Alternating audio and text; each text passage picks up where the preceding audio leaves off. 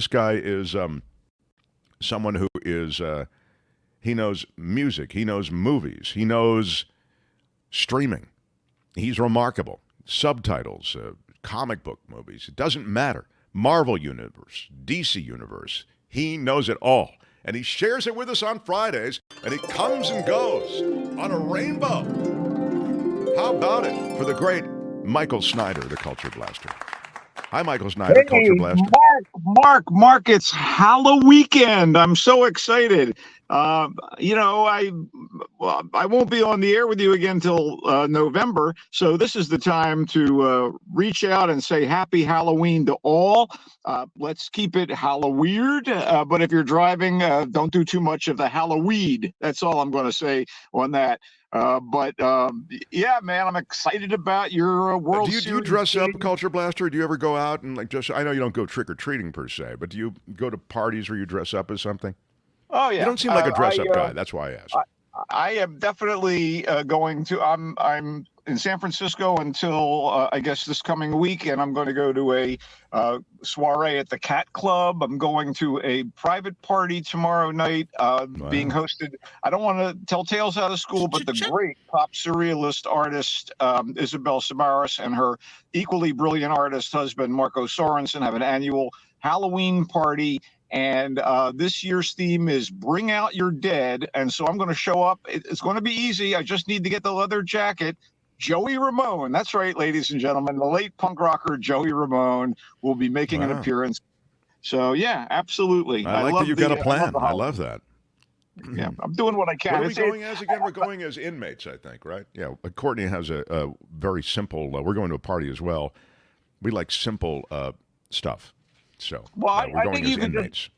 You could go in your normal street clothes, and if people ask who you are, you can say, I'm a serial killer. He looked just like everybody else on the block. Tell us what you have for us, so great, Culture Blaster. I will indeed. Let's start with a movie that I should be really excited about because I love the comic books, I love the superheroes and such. But Venom, The Last Dance, is the third movie in Sony's trilogy of films based on the Spider-Man adjacent anti-hero Venom. This movie continues the story of journalist Eddie Brock, who is taken over by an alien symbiote. And he has to share his body with this alien symbiote, which has incredibly, strong otherworldly powers and has a very bad attitude, thus the nickname Venom. And in fact, one of the other problems with the symbiote is he loves to eat brains. So it's a constant battle between Eddie and Venom to control Venom's appetites. And this is the movie, by the way, I'll just mention that Kim was mentioning earlier in the week was crushing at the box office. I think it's already out there, right? I mean, it's doing some or maybe it was just forecast to do well. I forget which. It was a forecast. It opened last night in some theaters. But this is the third movie in these Venom, the Venom franchise, if you will. And one of the situations that I find kind of daunting is it's a Marvel Comics character that is part of the Spider-Man deal that was made between Marvel and Sony before Marvel Studios was created and began their Marvel Cinematic Universe.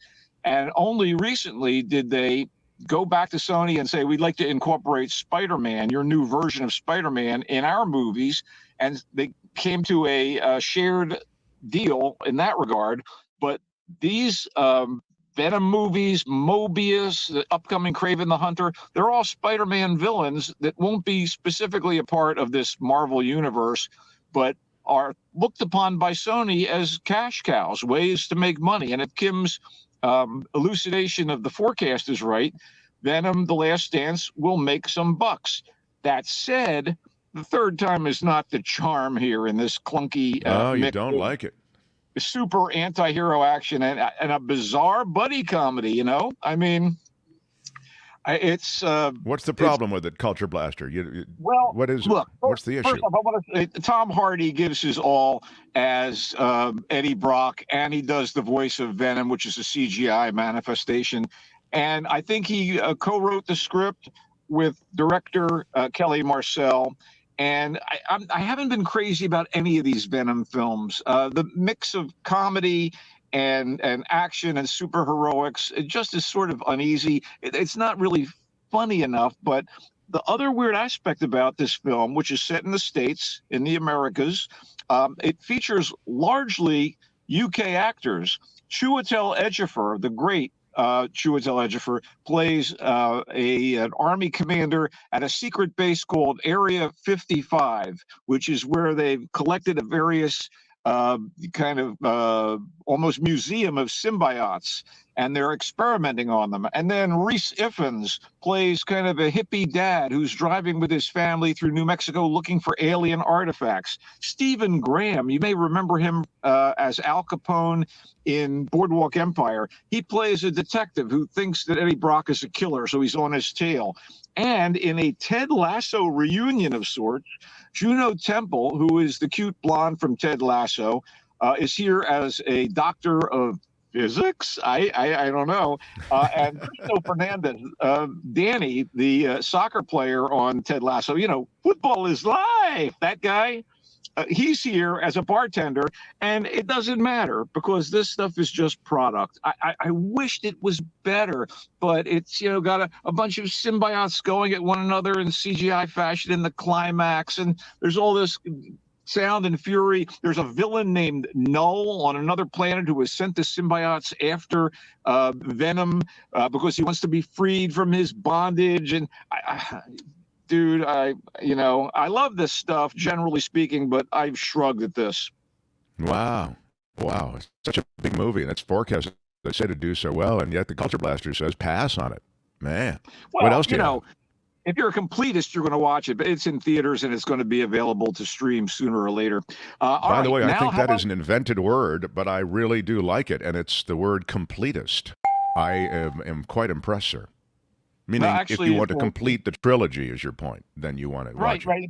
Completist is actually a legitimate word in English, but, whatever. It's not fake. Okay, then That's I'll give you real. another ding. Thank you. I've never heard it before. Well, let's move on to movies I can actually cheer for, movies I can endorse heartily. We'll start with Conclave. It looks like awards bait, dude. Now, whenever a pope nears death or dies, the entire papacy gets together. All the cardinals hang out in Vatican City, and they have sort of a vote.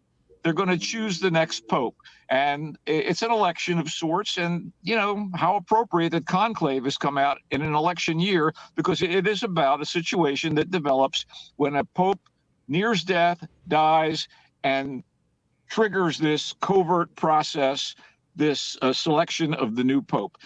And the cardinal I have actually been, if I can just relate this, as I like to relate all things to myself. What? I have been to the room in which they hold the conclave and they elect the new pope.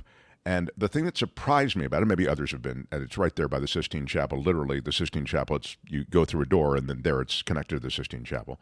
And the thing that's odd to me is that it's the least glamorous. It's kind of like a low-end, the bathroom that's there is like a low-end porta potty.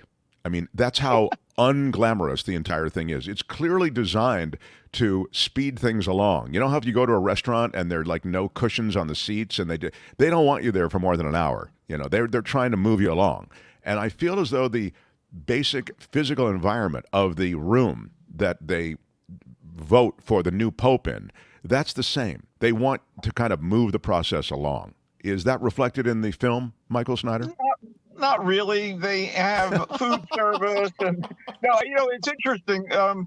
We presume that the priesthood means asceticism and all that stuff, but come on, they're wearing fancy ermine robes and jewels and what have you. Come on, they do like guys. their costumes. It's true. Yeah. Anyway, so Cardinal Lawrence, played by the great Ralph Fiennes in a sure shot to get some kind of nomination, is in charge with this selection. Oh, by the way, when you were there, did you see any old ballots laying around from previous pope elections? I did not. No. Oh, well, I thought that would have been a nice souvenir. Anyway, so they're all gathered there, and they're going to make the choice. And obviously, like an election, there is lobbying and there are favorites and there are guys that go, if chosen, I will not run. And that character, that cardinal, is played by the great Stanley Tucci. The one who's doing like kind of backroom manipulations is played by John Lithgow. So you got Fiennes, Lithgow, and Tucci. You know, you're dealing with the upper echelon of actors. They're terrific. The script is really, really smart, written by Peter Strawn. And the director, Edward Berger, is the guy who directed last year or 2 years ago's foreign film winner, All's Quiet on the Western Front, the German director. And it's a smart script. It's got tension. And this Pope, who passed away, has secrets. He's invited a Latin American priest who has been stationed in Kabul to come to this covert vote. And no one understands why. And as the movie unspools, we eventually learn what the situation is. I thought it was smart. I thought it was provocative. I give a high recommendation to Conclave. Wow, that's terrific. I like that you like it. All it's right, in theater. And that's Ray Fiennes and who? Stanley Tucci, and obviously we love John Lithgow. He plays a great Rudy Giuliani on the Colbert Late Show, but he's also a nice, sinister cardinal in this movie. Wow, cool. God, I can't imagine that you're saying that the Pope that has just passed away, that they're replacing, had secrets, which is an amazing leap when you think about the Catholic Church, because they typically, they're pretty transparent about everything going on. Anyway, go ahead. What's next? By the way, Lithgow is like the Ted Cruz of Cardinals. That's all I'll say about him. Scott says, dude, this movie sounds super boring. I'm sorry, but it does. Is it super boring, Culture Blaster? Could you be recommending a film that could bore us in any way? Go see Venom: The Last Dance, buddy. This movie's not for you if it sounds super boring. It's not. Well, is it like 12 Angry Men kind of thing, where it takes place in the room? You know what I mean? Like 12 Angry Cardinals? No, it's not. It opens up a little bit to the rest of the Vatican. I don't think it's for that particular member of the audience, and I'm glad. All right, moving on. What do you have? That. Yeah. Here's another one you won't like, Scott. Now, it's one of my favorite films of the year. I love this film. It's called Anora. Let me tell you about it, Mark. I love this movie. Indie filmmaker Sean Baker is the guy behind it, and he's produced a string of really impressive low-budget cinema verite style movies that are set in, I don't know, I'll call it modern hard times. I mean, I'll give you examples. In 2015, he did Tangerine, which he actually shot on iPhones, and it follows the struggles of a transgender sex worker and her need to survive on the mean streets of Hollywood. In 2017, he did The Florida Project, wherein a 6-year-old girl and her unemployed mom try to find shelter in the vicinity of Orlando's Walt Disney World. And in 2021, he did a very amusing but dark movie called Red Rocket about an aging porn star returning to his small Texas hometown after running out of options in Los Angeles. They're all really smart and really impactful. This guy is talented. So writer-director Baker's modus operandi is to lay bare like pivotal moments in the lives of marginalized individuals. That's his deal. And his latest movie, Anora, continues that approach, but it does so in a more assured and I'll call it narratively potent fashion. And it's given heart and soul by a stirring lead performance from actress Mikey Madison as the title character. In fact, Anora is probably Baker's best work to date and actually won the Palme d'Or. That's the grand prize at this year's Cannes Film Festival. You know, for an American indie filmmaker, that's amazing. And This is also sure to boost Madison's career. She is fantastic. Let me just, I'm sorry, go ahead. Is Mikey Madison somebody who we should know? What else has she been in? He's done small roles here and there. I mean, when I saw that the lead actor was someone named Mikey, I thought, that's what my exes call me. I'm Mikey. What the hell? Sure, but it is, in fact, this wonderful young actress. And she is so good as Annie, which is shortened from her given name, Anora. She's a Brooklyn exotic dancer working in a gentleman's club where she meets Vanya, played by Mark Eilishin. He's the young, privileged, and feckless son of Russian oligarchs, and he has been living in their New York area home, a very extensive McMansion, while they are living in Russia. So he can do whatever he wants. So he goes to the gentleman's club. He is smitten by Annie, and in fact asks her to spend a week with him, and as his escort. And she agrees, and they go to Vegas, and they have a quickie marriage, an impulsive quickie marriage. This makes his parents back in Russia go bonkers when they hear about it. They're told by their henchmen in New York that he has married a prostitute. So all hell breaks loose. There's this amazing kind of chase through the Manhattan, Brooklyn, Long Island area. I just love this movie. Madison plays it sexy, downtrodden, furious, righteous, and funny, depending on the situation. And you cannot take your eyes off her, which is good since she's on screen for most of the movie. High marks to ANORA, which is currently in theaters. And it's a limited run, but I know it's going to expand out, and I know it's going to be a terrific thing to watch when streaming as well. Wow. So you really agree with the Palme d'Or committee. You think it's a winner? Yeah, I've been a fan of this guy's work for years, as I expressed, and yes. I think that this is his most accomplished movie. And Mikey Sean Madison, Baker's movie ANORA is a big one. Get a big thumbs up from the Culture Blaster. Oh, great Culture Blaster. What else do you have for us? I have Your Monster. Your Monster is sort of an anomaly in ways. It is opening in limited theaters, select theaters. And as Letterman used to say, I hope to God your theater is selected. But it's a mix and a mashup of a horror movie, a musical, and a romantic comedy. And it stars Melissa Barrera, who I think was in a couple of Scream movies. And she is an actress named Laura. And she comes down with a form of cancer and has to go into the hospital for an operation. And at that juncture, the boyfriend with whom she has been collaborating on a musical kind of based on her life dumps her. And she gets out of the hospital, and she's at home at the house her mother lived in. Her mom passed away, and she doesn't know what she's going to do with herself. She's heartbroken. She doesn't know how she's going to, get involved in this play, this musical that was so important to her. And she decides she's going to audition. And while this is going on, she reconnects with the monster under her bed when she was a little girl, the monster from the closet. Turns out that there's really a monster, and he is drawn out by her misery, and they reconnect. He's real, they reconnect. So it turns into sort of a Beauty and the Beast sort of thing with original music, and she decides she's going to audition, and that sets a series of events in motion and revelations. And I thought it was pretty charming, and I thought Barrera was good. I thought Tommy Dewey as the monster was really good. Edmund Donovan as the a-hole boyfriend who fancies himself an auteur and doesn't know really what to do about his ex-girlfriend coming to audition for the play that she was so much a part of. Your Monster, I enjoyed it. It's the most Kim-friendly movie I think we've talked about today. I see. She could bring the family to that, you're saying. Yeah, I think so. It's pretty charming. It's not great, but I thought as a debut, it's the first film written and directed by Caroline Lindy, and I think it's very promising. I want to wrap up with something that comes straight from Michael's True Crime Corner. What do you say, buddy? Okay, go ahead.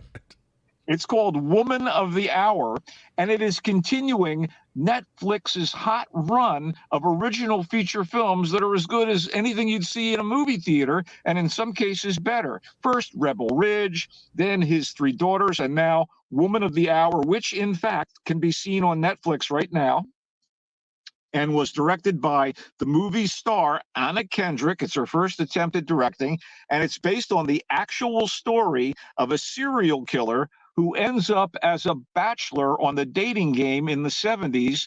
And the woman, a wannabe actress, who is the bachelorette who gets to choose the three guys, from the three guys, chooses bachelor number 3, who is the serial killer, and of course, no one at the Dating Game or anywhere else knows that that's the case.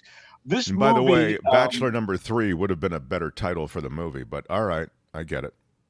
Yeah, whatever you want to say. Talk to screenwriter Ian McAllister McDonald about that, would you? And in the meantime, anyway, Anna continue. This is I think Courtney talked about this film. Rather this story. You're absolutely right. This is the Dating Game murderer. Yeah.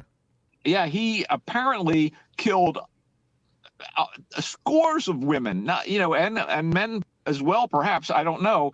They eventually, I don't want to reveal much about it, other than to say we see various incidents in the killer's swath of violence, and then we see him on the Dating Game, and the tension as she ends up choosing this guy is palpable. And that's great. I have to say, great. Kendrick is good. The guy who plays this murderous bastard, an actor by the name of God, what is the guy's name? Daniel Zovato. It's not somebody I know very well, but he did a great job here. And the only other familiar actor in the movie besides Anna Kendrick is Tony Hale of Veep fame and various other things, playing essentially the MC of the Dating Game. They kind of fictionalized the guy who we knew for many years as the Dating Game host. I don't know why. Maybe his family objected. And to respect him, I won't even repeat his name here. But all right, Jim Lang. Anyway, it was. Wow. It was actually a very entertaining. Jim Lang was a DJ in San Francisco, by the way. A lot of San Francisco viewers and listeners. That was his name, right? The show. He was the host of the Dating Game, right? That's correct. Yeah. Well, kudos to me. Anyway, I enjoyed it. You can watch it on Netflix. And kudos to me should be something. I don't know what, but I mean, is it great? No. Is it worth watching? Absolutely. Absolutely worth watching. I love our visit. Woman of the Hour is the movie to which Michael has just referred, and he really likes it. It's the Dating Game killer, and he, as it turns out, Michael notes that he sadly murdered a lot of people. And Courtney, I think, has detailed, or at least has referenced the. Have you done the Dating Game murderer on our show yet, or not? No, I just talked to my boyfriend Matt Murphy. Oh yeah, she just spoke to Matt Murphy about the. That was a different segment. Anyway, I digress. But Woman of the Hour, it's on Netflix and it's streaming now, right, Michael? Yes, indeed. It's in some theaters as well. So wait a minute. So I beat Courtney to the punch on this. It is truly you beat Michael's Courtney to the punch Corner. on this. Yes. Yeah. All right. Yeah, you are with the Culture Blasters True Crime Corner. Your Monster is the Monster Under the Bed movie that feels a little like Beauty and the Beast. It has charm. It has a warmth to it. Michael really liked it, and he recommends it for Kim McAllister's family. I'm interested. Kim McAllister's family needs that warmth, and it needs. I blame you. Maybe it's my fault that they need it. It's not great, but it's absolutely charming and diverting. And Melissa Barrera is wonderful, as are the other members of the cast. Yeah, nice. Thank you, Michael. Yeah, nice job. Now, Anora is the Sean Baker movie. Michael regaled us with his love for Sean Baker movies, but he also added that perhaps this film, which won the Palme d'Or at Cannes, may be Sean Baker's best, featuring Mikey Madison in a stirring performance, as the Culture Blaster said, and he feels that this may be the beginning of Mikey Madison's breakout career. So if you want to get in on the ground floor and see a good movie, very well recommended by our Culture Blaster, Anora is your pick. It's in theaters. Yeah, Conclave. It has that criminal vibe, too, because you're dealing with these hard men coming after her and all this other stuff. It was fun, boy. On top of everything else, it was fun to watch. Conclave is the vote for Pope. And Ray Fiennes is in this one. Stanley Tucci's in this one. John Lithgow is the evil cardinal. Sounded like Michael really liked it. Scott in our chat says no way he's going to this. Sounds boring to him. But Conclave, Michael says it's a taut drama with some great actors going at it and really laying it out. It is in theaters. And Venom The Last Dance featuring Tom Hardy, the third in the series. And if you're a completist, as Michael Snyder has noted, then you should jump on this. But otherwise, he feels it will leave you cold. It'll leave you short. It'll leave you wanting. It'll just leave you. And so he says, till death do they part. Venom, the latest Venom film, it's a pass. Culture Blaster, what a journey we've taken together today. One can only hope that it is The Last Dance. Let's put it that way. I've enjoyed it. I love our time together. Are you back in studio next week? I am, and I don't know whether you'll be. As a matter of fact, I got to say about this World Series, it's one of those where I wish everybody lost. Could that happen? How dare you? How dare you? I have same sentiment from me, Michael. It's sad. When my voiceover is featured in the World Series ramp up, I won't stand for the World Series to be besmirched in any way. I strike you down for even suggesting it. How is it that they hate the Dodgers more than they love you? Exactly. This is what's wrong with America. You people love to hate, and that's why you're voting Trump, because he hates the same stuff you do, or because he's a hateful creature, or he spews hate, and you like hate. You like the hate.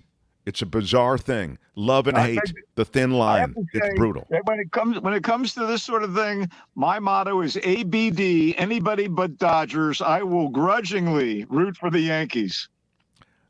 You are the huge soda of voiceover, says Luis. Congrats on the World Series gig, Mark. Go Dodgers. All right, well, there you go, Michael. That balances out the hate for the Dodgers from Albert and from the Culture Blaster. He comes and he goes on a rainbow.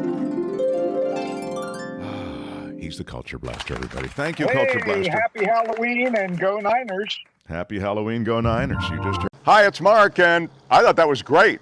Hit the notification bell. You'll know whenever there's a new video being dropped, and please subscribe to our channel to help us save the universe.